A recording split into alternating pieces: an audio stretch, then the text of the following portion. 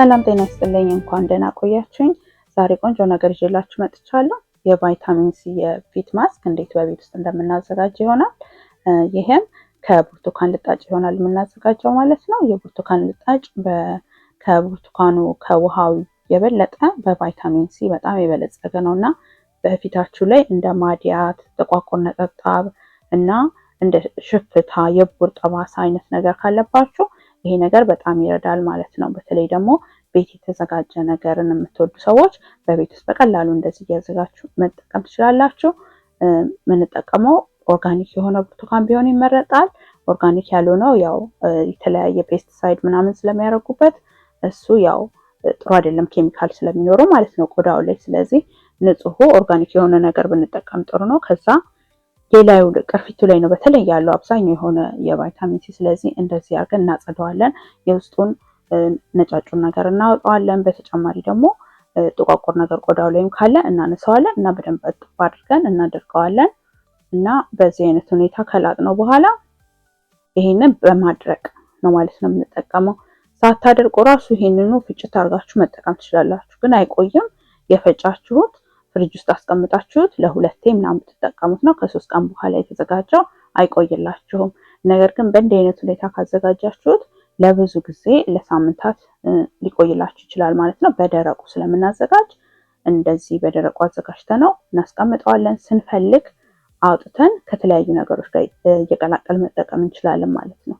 ለምሳሌ የአሎቬራ ጄል የሚስማማችሁ ከሆነ የዚህን ውህድ ዱቄቱን ከአሎቬራ ጄል ጋር ቀላቅላችሁ መጠቀም ትችላላችሁ። ቅባቶች የሚስማማችሁ ከሆነ ከቅባት ጋር አድርጋችሁ መጠቀም ትችላላችሁ እና ይሄንን እንደዚህ ከላጥን በኋላ እናደርቀዋለን ማለት ነው። ለማድረቅ በፈለጋችሁ መንገድ ማድረቅ ትችላላችሁ።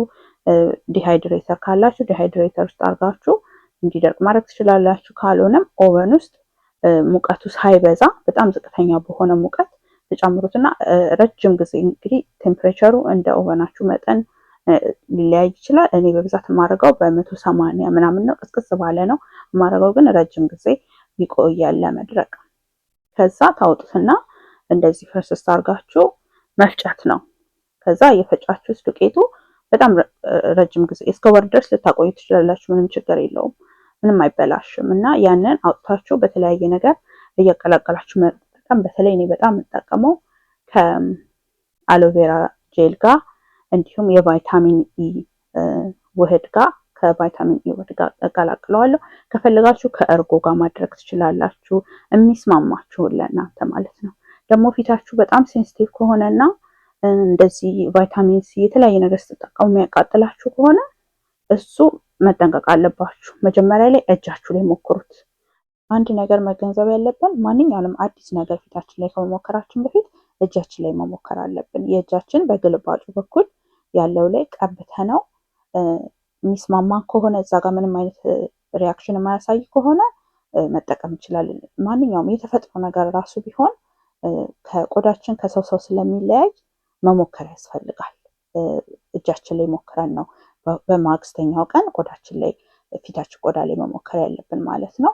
እና በእንዲህ አይነት ሁኔታ በጣም በቀላሉ በሳምንት 3ቴ በሳምንት 2ቴ እንደፊታችሁ ሁኔታ ማለት ነው እንደዚህ የተጠቀማችሁ በተፈጥሯዊ መንገድ ራስን መጠበቅ ይቻላል።